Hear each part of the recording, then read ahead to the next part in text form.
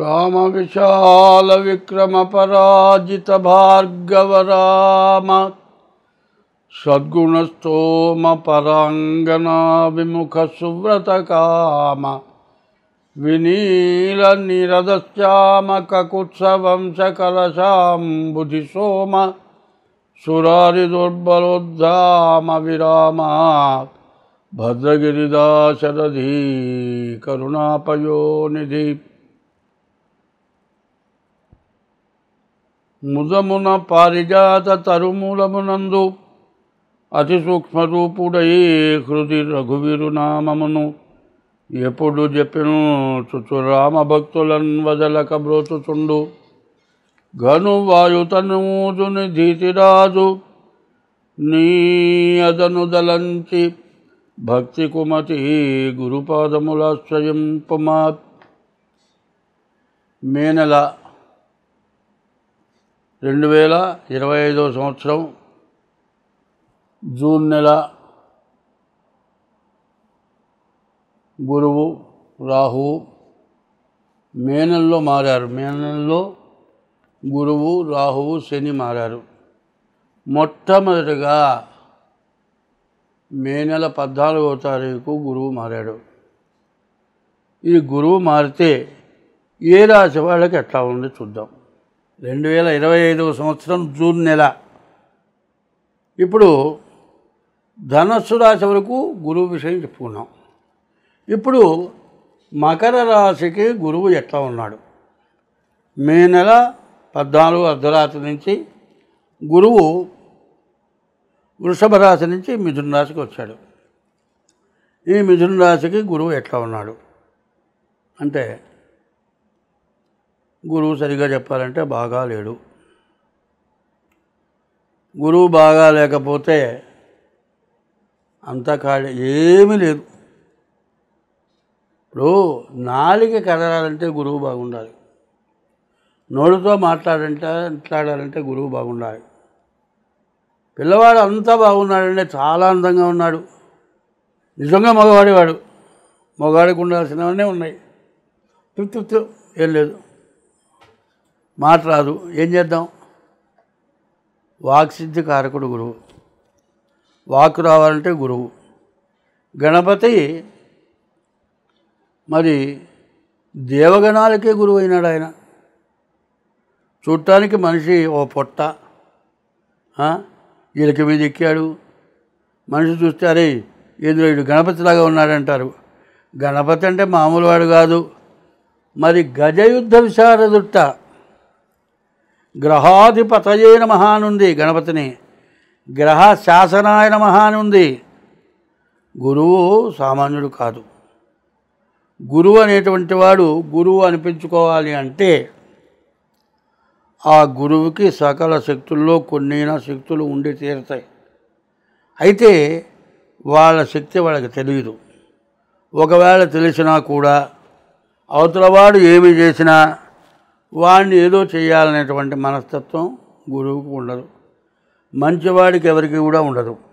ఎందుకంటే ఇవాళ ఉన్న జాతులన్నిట్లోకి కూడా బ్రాహ్మలు వెనకబడిపోయినారు. బ్రాహ్మలు వెనకేం పడలే, బ్రాహ్మలు ముందే ఉన్నారు. ఎట్లా ఉన్నారంటే, నీకు ఏ విషయం వచ్చినా బ్రాహ్మణుని అడిగి చేసుకోవాల్సిందే. చివరికి పెళ్లి చేసుకోవాలంటే బ్రాహ్మడు కావాల్సిందే.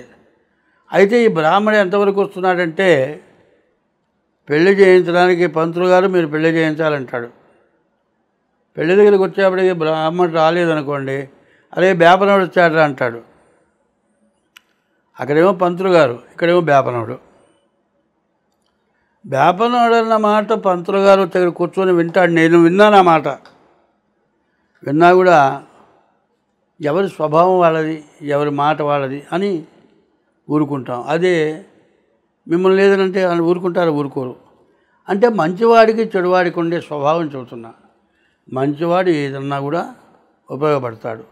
అదే కాదండి, పెళ్లి చేయిస్తే ఎంత ఇవ్వాలంటే చిన్న కథ ఒకటి మాత్రం ఇప్పుడు చెప్పుకోక తప్పదు. పార్వతి అమ్మవారు అన్నదట అందరికీ గొప్ప గొప్ప భవనాలు ఉన్నాయి, మనకేం లేదు భవనం అంటే. మనకెందుకే అందరూ జగతప్పితరో వందే పార్వతీ పరమేశ్వరం అన్నారు. జగతిలో ఉన్న జీవరాశులందరికీ కూడా పార్వతీ పరమేశ్వరులే గురువు తల్లిదండ్రులు కాబట్టి మనకెందుకే మనం శ్మశానంలో ఉంటామేంది? ఎవరింటో పిలిచిన ముత్తైదు పిలుస్తారు, అంత మొహాన బొట్టు పెడతారు, ఓ తాంబూలం చేతిలో పెడతారు, పెద్ద ముత్తైదు అంటారు, దండం పెడతారు. నాకేమన్నా బంగారం ఉందా, ఆభరణాలు ఉన్నాయా, పట్ట మంచాలు ఉన్నాయా, పెద్ద భవనం ఉందా? కాదు, భవనం కట్టాల్సిందే అనేటప్పటికీ అప్పుడు బ్రహ్మను పోయాడమన్నాడు. బ్రహ్మను అడిగితే కాదు, ఆయన ఈశ్వరుడు చెబితేనే కాదన్నాడు. సరే ఈశ్వరుడిగా చెప్పించింది. ఆమెకి భవనం కావాలయ్యా కట్టమంటున్నా అంటే సరే మళ్ళీ పోయింది. అనిపోయి బ్రహ్మ నా ఈశ్వరుడు అడిగాడంటే దానికి నేను కాదమ్మా మయబ్రహ్మను ఉన్నాడు, ఆయన ఇల్లు కడతాడు, ఆయన దగ్గర ఆ మయబ్రహ్మ దగ్గరికి వెళ్ళాడు. ఆ మయ వెళ్ళింది. ఆ మయబ్రహ్మ ఇల్లు ప్లాన్ వేశాడు, బ్రహ్మాండమైన ఇల్లు కట్టాడు. ఇల్లు కట్టిన తర్వాత అంతా అయిపోయింది. గృహప్రవేశం చేయాలి. గృహప్రవేశం చేయాల్సి వచ్చేప్పటికల్లా మళ్ళీ ఆ మయబ్రహ్మ దగ్గరికి పోయి పార్వతమ్మ వారు అయ్యా చాలా బాగా కట్టావు, మేము గృహప్రవేశం చేసుకుంటాం, గృహప్రవేశాన్ని ముహూర్తం పెట్టమంటే నాకు అది చేత కాదమ్మా, వాస్తు వరకు నాకు చేత, ముహూర్తం పెట్టాలంటే ఉండు రావణాసురుడు అనేవాడు ఒకడు ఉన్నాడు, అక్కడికి పోమన్నాడు. సరే రావణాసురుడు దగ్గరికి పోయింది. అయ్యా ముహూర్తం పెట్టాలంటే ఏం పెడతామమ్మా ముహూర్తం, ప్రతి వాళ్ళు అడుగుతారు, ముహూర్తం పెట్టించుకుంటారు, చివరికి వచ్చేవాడు ముహూర్తమేగా 5 నిమిషాల్లో పనేగా అంటారు. కాదండి గృహప్రవేశం ముహూర్తమే కాదు, నువ్వే గృహప్రవేశం కూడా నువ్వే చేయించాలి.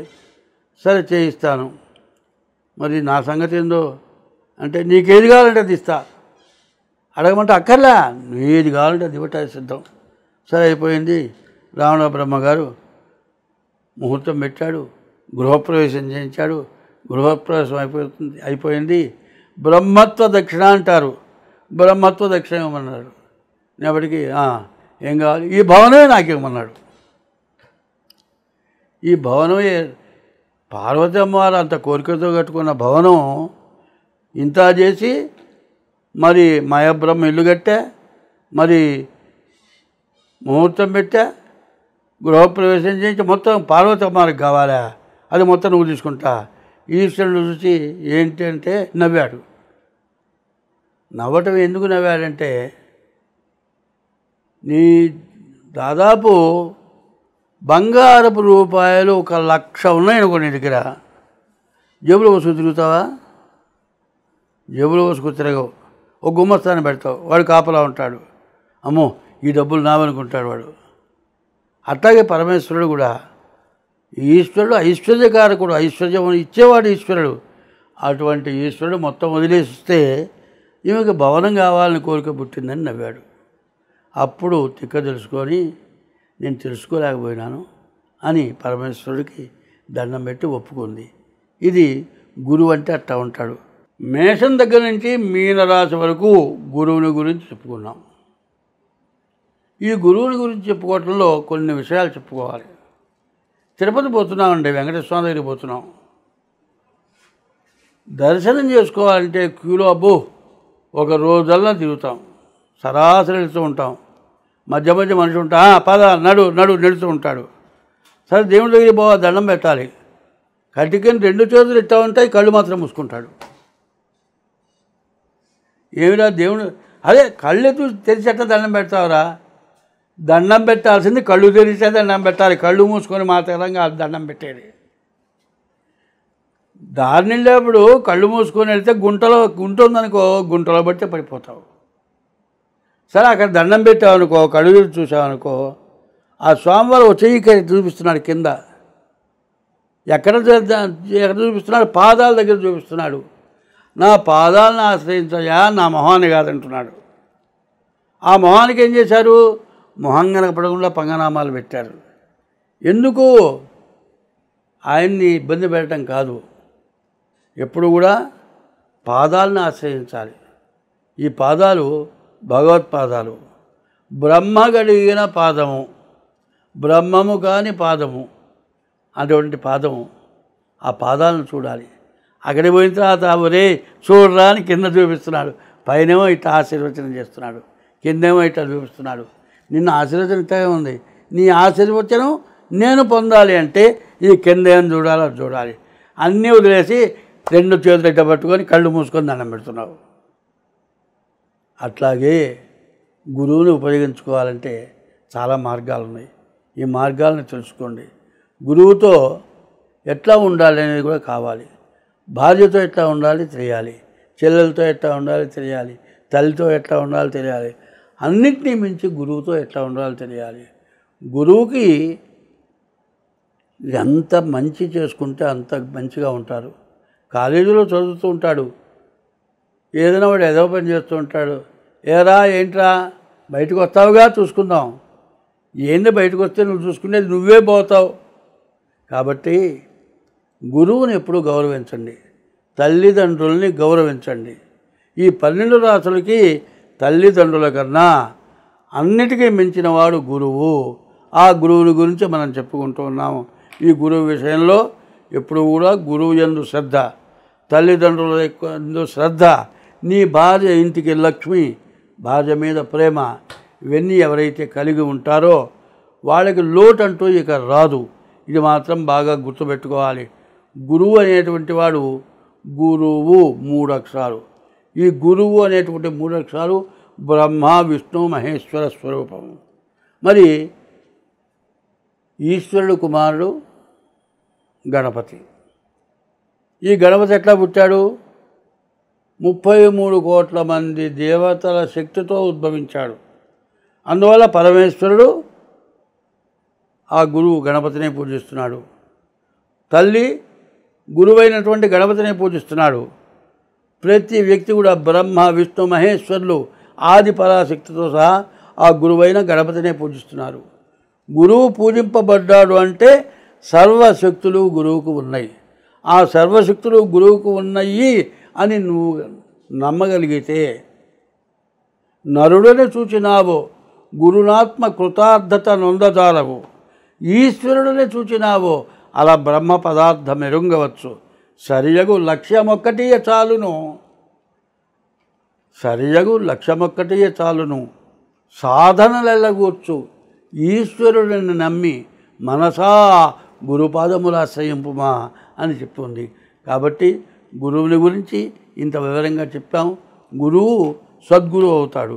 సద్గురువు కావాలంటే నువ్వు ఎంచుకోవాలి. ఎవరిని అడిగితే, ఎవరు జాతకం చెబితే, ఎవరు దైవ బలం గలవాడు చెబితే నీవు బాగుపడతావో ఆలోచించుకొని వాళ్ళని ఆశ్రయించండి. మీరు అన్ని విధాలా బాగుపడతారు. స్వస్తి.